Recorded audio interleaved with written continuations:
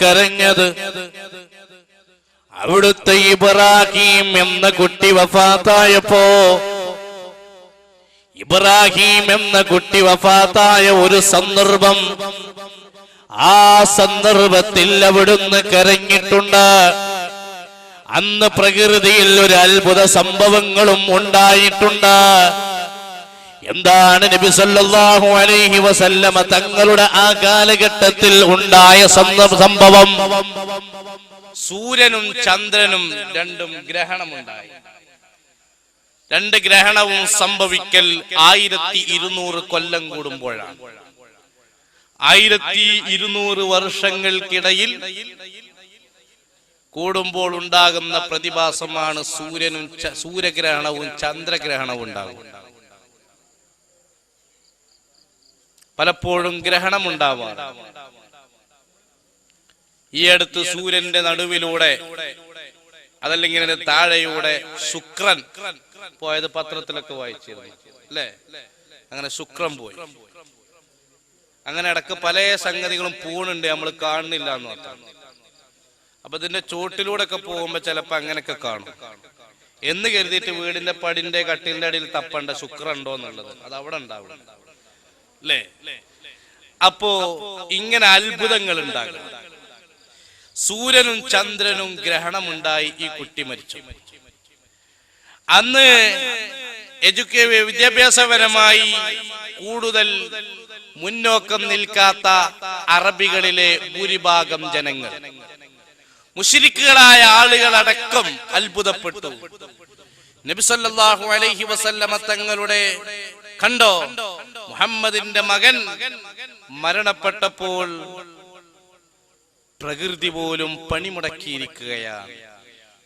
ഒരാള് മരണപ്പെട്ടാലും ദുഃഖസൂചകമായി കറുത്ത പതാക കെട്ടാനോ കറുത്ത കൊടി കെട്ടാനോ ഇസ്ലാം അനുവദിക്കുന്നില്ല. അത് ചെയ്യാനും പാടില്ല. അത് സവാഉൻ കാന ലെഫ്റ്റൻ ഔ റൈറ്റൻ, ഇടതൻ ഔ വലതൻ, ചോപ്പൻ ഔ പച്ച, ആരാണെങ്കിലും. അങ്ങനെ ഒരു വകുപ്പ് കറുപ്പ് കൊടിയെടുത്ത് പ്രതിഷേധം സൃഷ്ടിക്കുക, അതല്ലെങ്കിൽ ദുഃഖം ആചരിക്കുക എന്ന ഒരവസ്ഥയില്ല. തഅസിയത്തുണ്ട് സുന്നത്തായത്. തഅസിയത്ത് മയ്യത്തിന്റെ കുടുംബക്കാരെ ആശ്വസിപ്പിക്കലാണ്, അതല്ല വിഷയം. മുശ്രിക്കുകൾ അവരെല്ലാവരും പറഞ്ഞു, കണ്ടോ കണ്ടോ, മുഹമ്മദിന്റെ കുട്ടി മരണപ്പെട്ടപ്പോ പ്രകൃതി പോലും പണിമുടക്കി. അതൊരവസരമായിരുന്നു, വേണമെങ്കിൽ ഉപയോഗപ്പെടുത്താമായിരുന്നു. നിങ്ങൾ എന്നെ കൊണ്ട് വിശ്വസിക്കുന്നില്ലേ? എന്റെ കുട്ടി ഇതാ മരണപ്പെട്ടിരിക്കുന്നു. ഈ കുട്ടി മരണപ്പെട്ടപ്പോൾ പ്രകൃതിയിൽ പോലും ആ പ്രതിഭാസം കണ്ടില്ലേ? എന്നിട്ടും നിങ്ങൾക്ക് എന്നെ അംഗീകരിക്കാനായില്ലേ എന്ന് നബി തങ്ങൾക്ക് ചോദിക്കാമായിരുന്നു. പക്ഷേ അല്ലാഹുവിന്റെ റസൂല് ചോദിച്ചില്ല. അവിടുന്ന് പറഞ്ഞു, ഇന്ന ശംസ വൽ ഖമറ ആയതാനി മിൻ ആയാത്തില്ലാഹ് ലാ യൻഖസിഫാനി ലിമൗതി അഹദിൻ വലാ ലിഹയാതിഹി. സൂര്യനും ചന്ദ്രനും ഒരിക്കലും തന്നെ അത് അല്ലാഹുവിന്റെ ദൃഷ്ടാന്തം അനുസരിച്ച് നടക്കുന്നത് കൊണ്ട് തന്നെ ഒരാളുടെ മരണം സംഭവിച്ചതിന്റെ പേരിലോ ഒരാളുടെ ജനനം സംഭവിച്ചതിന്റെ പേരിലോ ഒരിക്കലും തന്നെ അതിന്റെ പേരിൽ നടക്കുന്ന പ്രതിഭാസമല്ല. അത് അല്ലാഹു സുബ്ഹാനഹു വ തആല ഇവിടെ നടത്തുന്ന പല പ്രതിഭാസങ്ങളിലൊന്നാണ്. ഇതിൽ നിന്ന് നമുക്ക് വ്യക്തമാകുന്നത് എന്താണ്? ഇസ്ലാം അന്ധവിശ്വാസം പ്രചരിപ്പിക്കുന്നില്ല. ഇസ്ലാം ഒരിക്കലും തന്നെ അനാചാരം പ്രോത്സാഹിപ്പിക്കുന്നില്ല. അന്ധവിശ്വാസത്തിനെതിരെ സന്ധിയില്ല പോരാട്ടമാണ്. അല്ലാഹുവിന്റെ റസൂൽ അവിടുന്ന് പഠിപ്പിച്ച തത്വം ഇതാണ്. ഏതായിരുന്നാലും ആ കുട്ടി മരണപ്പെട്ടപ്പോ അവിടുത്തെ കണ്ണിൽ നിന്ന് കണ്ണുനീരൊഴുകുന്നു. നബി തങ്ങളോട് ചോദിക്കുന്നു, എന്താണ് നബിയേ? ഉടനെ അവിടുന്ന് പറയുന്നത്, ഖൽബങ്ങനെയാ, റഹ്മത്തുള്ള റഅഫത്തുള്ളവരുടെ ഖൽബങ്ങനെയാ.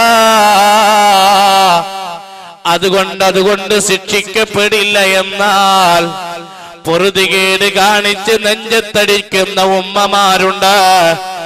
ആരെങ്കിലും മരണപ്പെട്ടാൽ അതിന്റെ പേരിൽ കലഹിക്കുന്നവരുണ്ട്, അതിന്റെ പേരിൽ പ്രതിഷേധം ഉണ്ടാക്കുന്നവരുണ്ട്. ഒരിക്കലും തന്നെ അംഗീകരിക്കാൻ കഴിയില്ല. നബി സല്ലല്ലാഹു അലൈഹി വസല്ലമ തങ്ങൾ കരഞ്ഞ വൈവിധ്യ സന്ദർഭങ്ങളിൽ 4ാം സന്ദർഭമാണ്. ഇനി എന്റെ പ്രിയപ്പെട്ടവരെ, നബി സല്ലല്ലാഹു അലൈഹി വസല്ലമ അവിടുന്ന് കരഞ്ഞ മറ്റൊരു സന്ദർഭമേതാ കേട്ടിട്ടുണ്ടോ നിങ്ങൾ? ജഅഫർ ഇബ്നു അബീ ത്വാലിബ് റളിയല്ലാഹു അൻഹു അവിടുന്ന് രണാങ്കളത്തിൽ, മുഹ്തദ് രണാങ്കളത്തിൽ ഷഹീദായി. 99ഓളം മുറിവുകൾ ഉണ്ടായിരുന്നു എന്ന് ഹില്യത്തുൽ ഔലിയ എന്ന ഗ്രന്ഥത്തിൽ കാണാം. ബഹുമാനപ്പെട്ടവർ 99 മുറിവ് ആകുന്നത് വരെ, അതല്ലെങ്കിൽ വിഷമീ രൂപത്തിൽ ശരീരം വികൃതമാക്കുന്നത് വരെ, ഒരു കൈ മുറിഞ്ഞപ്പോൾ മറുകൈയിൽ പിടിച്ചപ്പോൾ നബി തങ്ങളുടെ കരങ്ങളാൽ നൽകപ്പെട്ട അതേ പതാക വായിൽ കടിച്ചു പിടിച്ചുകൊണ്ട് രണാങ്കളത്തിൽ ഇറങ്ങിയത് എന്തിനാണ്? അവിടുന്ന് സ്വർഗം കണ്ടിട്ടാണ് ഉമ്മമാരെ. 99 മുറിവുകൾ ഉണ്ടായിരുന്നു. ശത്രുപക്ഷത്തുള്ള ഒരാള് ചെവിക്കങ്ങ് വെട്ടിച്ചെവിയങ്ങ് താഴെ വീണപ്പോൾ അവിടുന്ന് പറഞ്ഞത്, യാ ഹബ്ബദൽ ജന്നത്തു വഖ്തിറാബുഹാ ത്വയ്യിബത്തുൻ വബാരിദുൻ ശറബുഹാ والروم روم قد دنا عذابها علي إلا قيتها غيربها يا حبذا الجنة സ്വർഗമേ സ്വർഗമേ. ശരീരത്തിൽ വെട്ടേൽക്കുന്ന സമയത്ത് അവിടുന്ന് കണ്ടത് സ്വർഗമാണ്. ഇവിടെയുള്ള ജീവിതത്തെക്കാൾ വലിയ ജീവിതമാണ്. അവ പ്രിയപ്പെട്ട സഹോദരന്മാരെ, ബഹുമാനപ്പെട്ട ജഅഫർ ഇബ്നു അബീ ത്വാലിബ്, മഹാനരായ ജഅഫർ ഇബ്നു അബീ ത്വാലിബ് റളിയല്ലാഹു അൻഹു, ബഹുമാനപ്പെട്ടവർ സ്വർഗം കണ്ടുകൊണ്ടാണ് അവിടുന്ന് ഷഹീദായത്. നബി സല്ലല്ലാഹു അലൈഹി വസല്ലമ തങ്ങൾ വന്നു നോക്കുമ്പോൾ ഇതാണ് അവസ്ഥ. അവിടുന്ന് വളരെ വിഷമത്തോടുകൂടെ പൊട്ടിക്കരഞ്ഞു, വിളിച്ചു, യാ ജഅഫർ തയ്യാർ, ഓ സ്വർഗത്തിൽ പാളിപ്പറിക്കുന്ന ജഅഫറേ, മർഹബൻ ബിക യാ ജഅഫർ തയ്യാർ. അവിടുന്ന് വളരെ വിഷമത്തോടുകൂടെ പൊട്ടിക്കരഞ്ഞു, വിളിച്ചു, യാ ജഅഫർ തയ്യാർ, ഓ സ്വർഗത്തിൽ പാളിപ്പറിക്കുന്ന ജഅഫറേ, മർഹബൻ ബിക യാ ജഅഫർ തയ്യാർ, ഓ മംഗളം മംഗളം സ്വാഗതം എന്ന് വിളിക്കുന്നു. ഇന്ന് ചില അന്ധവിശ്വാസമുണ്ട്, വഫാത്തായവരെ വിളിക്കാൻ പാടില്ല എന്നൊരു അന്ധവിശ്വാസം. അത് മുസ്ലിമീങ്ങൾക്ക് പരിചയമില്ലാത്ത വിശ്വാസമാണ്. ലോക മുസ്ലിങ്ങൾ മുഴുവനും നിസ്കാരത്തിൽ അയ്യുഹൻ നബിയ്യു, വഫാത്തായ നബിയെ വിളിക്കുന്നവരാണ്. നബി സല്ലല്ലാഹു അലൈഹി വസല്ലമ വഫാത്തായപ്പോൾ അബൂബക്കർ സിദ്ദീഖ് റളിയല്ലാഹു അൻഹു അവിടുന്ന് വിളിച്ചവരാണ്. സയ്യിദുനാ ഉമർ ഇബ്നുൽ ഖത്താബ് തങ്ങൾ അവിടുന്ന് ഈ വിഷയം അംഗീകരിച്ചവരാണ്. ഉസ്മാൻ ഇബ്നു അഫ്ഫാൻ റളിയല്ലാഹു അൻഹു അവിടുന്ന് തവസ്സുൽ ചെയ്തവരാണ്. അലി ഇബ്നു അബീ ത്വാലിബ് തങ്ങൾ ഇസ്തിഗാസയെ അംഗീകരിച്ചവരാണ്. ഏതായിരുന്നാലും ജഅഫർ തങ്ങളെ വിളിച്ചുകൊണ്ട് കരഞ്ഞ്, നമുക്ക് ജഅഫർ റളിയല്ലാഹു അൻഹുവിന്റെ വീട്ടുകാരെ സമാധാനിപ്പിക്കാമെന്ന നിലക്ക് സഹാബത്തിനെ കൂട്ടി വീട്ടിലേക്ക് വരുമ്പോൾ, പ്രിയപ്പെട്ടവരെ, വീട്ടിലെ അവസ്ഥ എന്താണ്? മകൻ വരുന്നതും കാത്ത് മകന് വേണ്ടി പ്രാർത്ഥിച്ചു കൊണ്ടിരിക്കുന്ന ജാഫർ തങ്ങളുടെ ഉമ്മ ക്ഷീണിച്ചു വരുന്ന ഭർത്താവിനെ പരിചരിക്കണം, ഭക്ഷണം കൊടുക്കണം എന്ന നിലക്ക് സേവനത്തിനൊരുങ്ങുന്ന സഹധർമ്മിണിയായ പ്രിയപ്പെട്ട ഭാര്യ ബാപ്പ കൊണ്ടുവരുന്ന ഉപ്പ കൊണ്ടുവരുന്ന പലഹാരപ്പതി പ്രതീക്ഷിച്ചു കൊണ്ടിരിക്കുന്ന അബ്ദുള്ള എന്ന 4 വയസ്സുകാരനും ഉബൈദുള്ള എന്ന 2 വയസ്സുകാരനുമായ 2 ആൺകുട്ടികളാണ്. ഇവർ വീട്ടിൽ നബി സല്ലല്ലാഹു അലൈഹി വസല്ലമ തങ്ങൾ വരുന്ന സമയം ഉമ്മറപ്പണിയിൽ തന്നെയുണ്ട്. അവിടുന്ന് കണ്ണീരൊഴുക്കി കൊണ്ടുവരുമ്പോൾ ചോദിക്കുന്നു, ഓ നബിയേ ഐന അബീ, ഞങ്ങളുടെ ബാപ്പ എവിടെയാണ്, ഞങ്ങളുടെ ഉപ്പ എവിടെയാ? നബി സല്ലല്ലാഹു അലൈഹി വസല്ലമ തങ്ങൾ പൊട്ടിക്കരഞ്ഞുകൊണ്ട് ആ 2 കൊച്ചുമക്കളുടെ തലയിൽ കൈവച്ചുകൊണ്ട് പറഞ്ഞു, മക്കളെ,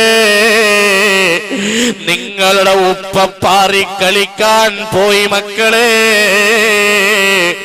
എവിടേക്കാണ് പോയത് നബിയേ? സ്വർഗത്തിലേക്ക് പോയി മക്കളെ. ഇതങ്ങ് പറഞ്ഞപ്പോൾ അടുക്കളയിൽ നിന്ന് ആദ്യം ഒരു തേങ്ങിക്കരച്ചിൽ, പിന്നീടൊരു ശബ്ദം കേൾക്കുന്നു, നബിയേ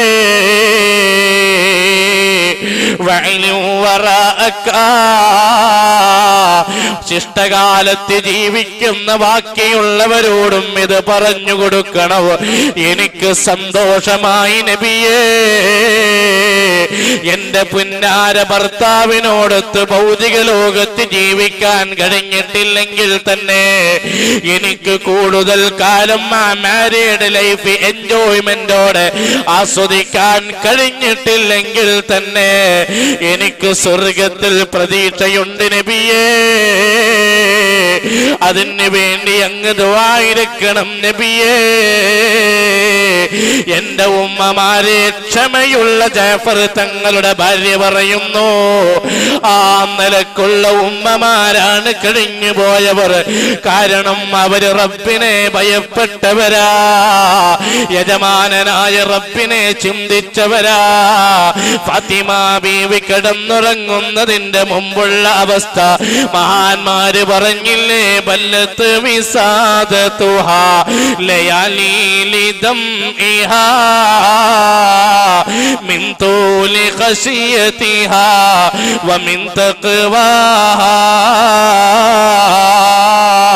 കരഞ്ഞ് കരഞ്ഞവിടുത്തെ തലയണ നനഞ്ഞ് കുതിരുമായിരുന്നു.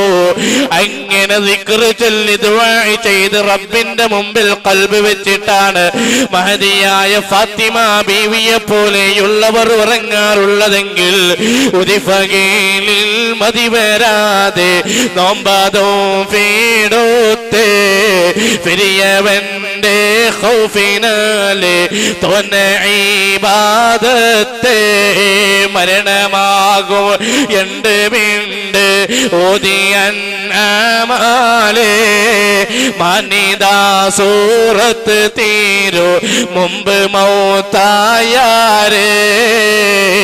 നഫീസത്തുൽ മിസ്രിയ റളിയല്ലാഹു അൻഹയെ പോലെയുള്ളവർ ആ രൂപത്തിൽ ജീവിച്ചവരാണെങ്കിൽ പ്രിയപ്പെട്ട ഉമ്മ, അവര് വരച്ച് കാണിച്ച ആദർശത്തിലൂടെ ജീവിച്ചോ, അവര് ജീവിച്ച സംസ്കാരത്തിലൂടെ കഴിഞ്ഞോ? ഇവിടെയുള്ള ഭൗതിക ലോകത്തെ ജീവിതത്തിന്റെ ആയുഷ്കാലത്തിന് എന്ത് കുറിച്ചുകൊണ്ട് ഇവിടെ നിന്ന് യാത്ര പോകുന്ന ഒരു ദിവസമുണ്ട്. ആ ദിവസം മറ്റൊരു യാത്രയുടെ പ്രാരംഭമാണെന്ന തിരിച്ചറിവ് വേണം. അതേ, ഇത് പ്രവർത്തനത്തിന്റെ ലോകമാ, നമുക്കൊരു പ്രതിഫലത്തിന്റെ ലോകം വരാനുണ്ട്. ഇത് കർമ്മത്തിന്റെ ലോകമാ, നമുക്കൊരു ധർമ്മത്തിന്റെ ലോകം വരാനുണ്ട്. ആ ചിന്തയാണ് സ്വഹാബി വനിതകൾക്കുണ്ടായിരുന്നത്. ആ ചിന്തയാണ് പൂർവികരായ ആളുകൾക്കുണ്ടായിരുന്നത്. ജാഫർ തങ്ങളുടെ ഭാര്യ അങ്ങ് കരഞ്ഞു, പിന്നീട് സമാധാനത്തോടെ പ്രതികരിച്ചു. നബി തങ്ങൾ ഈ 2 കൊച്ചുമക്കളുടെ തലയിൽ തലോടിക്കൊണ്ട് 2ഉം 4ഉം വയസ്സുകാരായ മക്കളുടെ മക്കളുടെ തലയിൽ തലോടിക്കൊണ്ട് കരഞ്ഞുകൊണ്ട് ഉമ്മയോട് മാമന്റെ സഹധർമ്മിണിയോട് ഈ കുട്ടികളുടെ ഉമ്മയോട് ചോദിക്കുന്നു, ഈ മക്കളെ എനിക്ക് തരുമോ? യതീമക്കളുടെ തലയിൽ തലോടൽ പുണ്യമാണ്. ഞാനും നിസ്കരിച്ചവരും ഇങ്ങനെയാണെന്ന് നബി തങ്ങൾ പറഞ്ഞിട്ടില്ല. ഞാനും നോമ്പെടുത്തവരും 2 വിരലുകളെ അടുപ്പിച്ചടുത്തവരാണെന്ന് പറഞ്ഞിട്ടില്ല. ഞാനും നോമ്പെടുത്തവരും അങ്ങനെയാണെന്ന് പറഞ്ഞിട്ടില്ല. ഞാനും ഹജ്ജ് ചെയ്തവരും അങ്ങനെയാണെന്ന് പറഞ്ഞിട്ടില്ല. ഞാനും ജിഹാദ് നടത്തിയവരും അങ്ങനെയാണെന്ന് പറഞ്ഞിട്ടില്ല. അനവ കാഫിലുൽ യതീമി ഹകദാ ഫിൽ ജന്ന. ഞാനും യതീമക്കളെ പോറ്റുന്നവരും ഇങ്ങനെയാണെന്ന് ഹബീബ് മുഹമ്മദ് മുസ്തഫ സല്ലല്ലാഹു അലൈഹി വസല്ലമ തങ്ങൾ പറഞ്ഞിട്ടുണ്ട്. അതുകൊണ്ട് യതീമക്കളെ പരിപാലിക്കണോ, യതീമക്കളെ സ്നേഹിക്കണോ, യതീമക്കൾക്ക് ഖിദ്മത്ത് എടുക്കുന്നവരെ എന്തെങ്കിലും പറഞ്ഞ് വിമർശിക്കരുത്. അവരവർക്ക് തന്നെ എടുക്കാനും വിരിക്കാനും പുതക്കാനും ഉണ്ടാകുമ്പോ അന്യരുടെ അപരാധം അന്വേഷിക്കാതെ സ്വയം കുറവുകൾ കണ്ടെത്തി പരിഹരിക്കാനാണ് ഒരു മുസ്ലിം ശ്രദ്ധിക്കേണ്ടതെന്ന് സാന്ദർഭികമായി ഉണർത്തുകയാണ് സമജ്ദാർ കേലിയെ ഇശാറ കാഫിയെ. എന്റെ പ്രിയപ്പെട്ട സഹോദര, പ്രിയപ്പെട്ട ഉമ്മ പെങ്ങന്മാരെ, മഹാനരായ അഷ്റഫുൽ ഖൽഖ് റസൂലുള്ളാഹി അവിടുന്ന് വല 2 കൈയിലും ഓരോ മക്കളെ പിടിച്ച് തലോടിക്കൊണ്ട് ഞാൻ കൊണ്ടുപോവട്ടെ, ഉടനെ സമ്മതിക്കുന്നു കൊണ്ടുപോവാൻ. അങ്ങനെ മദീന പള്ളിയിൽ വെച്ച് ജാഫർ തങ്ങളുടെ മുറിവിന്റെ ചരിത്രവും അവിടുന്ന് സ്വർഗത്തിൽ പാറിക്കളിക്കുന്ന വിഷയവും അവിടുന്ന് ജനാസ മയ്യത്ത് കുളിപ്പിച്ച് മലക്കുകൾ കുളിപ്പിച്ച വിഷയങ്ങളും അവിടുത്തെ സഹധർമ്മിയുടെ സഹനത്തിന്റെ പാഠങ്ങളും എല്ലാം അവിടുന്ന് വിശദീകരിച്ചുകൊണ്ട് അല്ലാഹുവിന്റെ റസൂൽ ഒരൊറ്റ ഉപദേശമാ, അതുകൊണ്ട് നിങ്ങളും തയ്യാറാവണേ എന്നങ്ങ് പറഞ്ഞുകൊണ്ട് നബി സല്ലല്ലാഹു അലൈഹി വസല്ലമ തങ്ങളുടെ ഉപദേശം ഉണ്ടായപ്പോൾ ഈ ചെറിയ കൊച്ചുങ്ങളിലെ 4 വയസ്സുകാരനായ അബ്ദുല്ലാ തങ്ങൾ ചോദിക്കുന്നു, നബിയേ, അടുത്ത ധർമ്മസമരമെന്ന എന്തേ മോനെ എങ്ങനെ ചോദിക്കാൻ കാരണം? ഒന്നുമല്ല നബിയേ, എനിക്കെന്റെ ഉപ്പയോടൊത്ത് പാറിക്കളിക്കാൻ താല്പര്യമുണ്ട് നബിയേ. അതുകൊണ്ട് ഞാൻ ആ ഒരു ഉൽക്കട അഭിലാഷം അങ്ങയുടെ മുമ്പിൽ അയവിറക്കിയതാണ് നബിയേ എന്ന് മഹാനരായ സയ്യിദുൽ വറ ഹബീബ് മുഹമ്മദ് മുസ്തഫ